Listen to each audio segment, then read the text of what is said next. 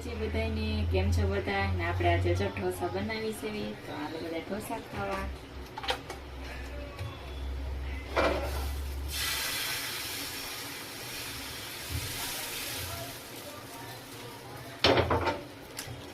આપણે જો બધી જાતના ઢોસા બનાવી છે ને અત્યારે આપણે બનાવી છે બટર વાળા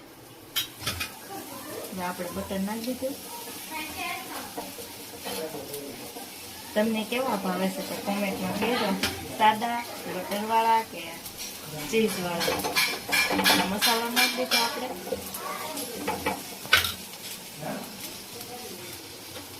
હવે આપણે નાખશું થોડુંક ચીઝ